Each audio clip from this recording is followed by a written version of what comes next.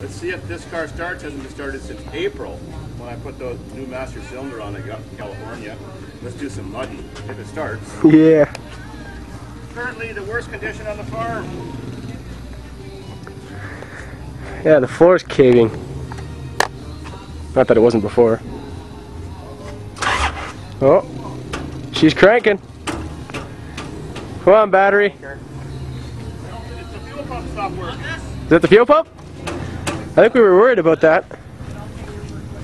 Because the bird did the same thing.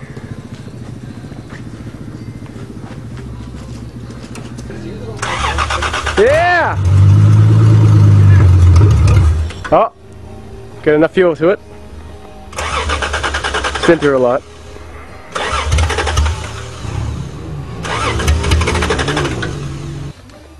Wait.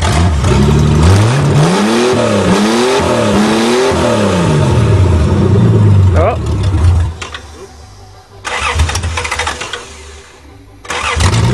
Seems to run better with that on.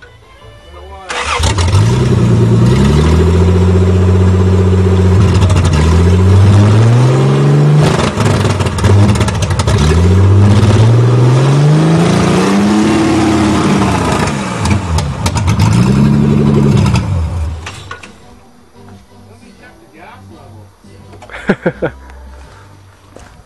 you shut the camera off? Kind of smells. Second try, third try.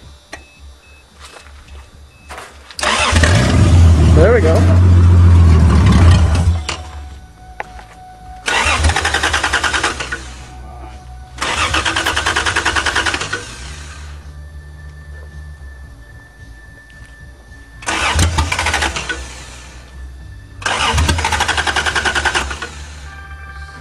Come on, baby.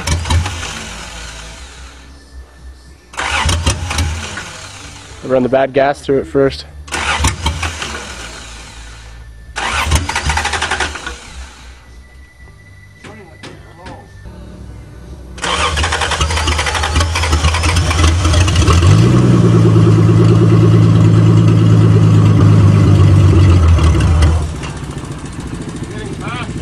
Yeah.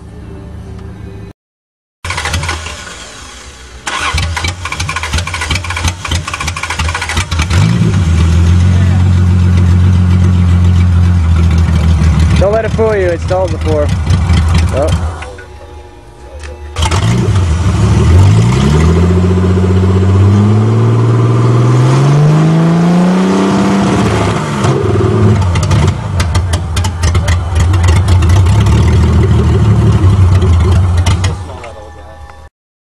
But there's hardly any fuel coming back to the return line when all the fuel should come back to the return line. So I think the fuel pump could be screwed up inside just from season. Not making enough pressure.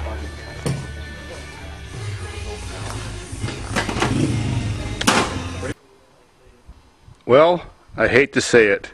I give up on the Cressida. You just saw me trying to start it for a long time. Well, the engine itself is fine. I first thought it was that crappy old fuel pump that sounded like a mad hornet that didn't have enough beer. Anyways, so after 2 redneck gas tank systems hooked up to it later, still runs the same. Diagnosis. Water had found its way in there last winter, which I know.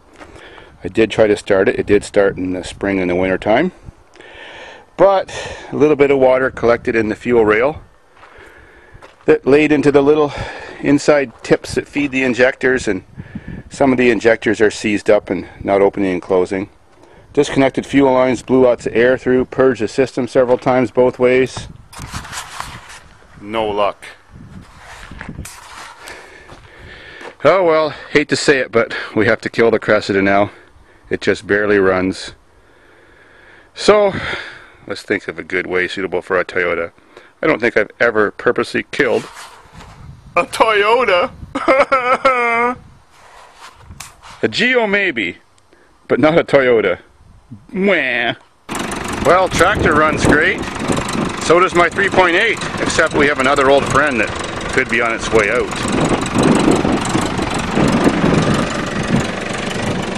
There's the front frame, no longer connected to the body. In fact, the frame's got holes everywhere, and there ain't much body to attach it to. And here's the back part of that same piece of frame.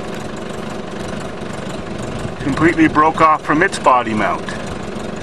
Well, guess what happened? Same thing as my video called Death of an Old's Friend. The frame fell off the car and pulled the steering column out of the rack, so now this wonderful running van has no steering.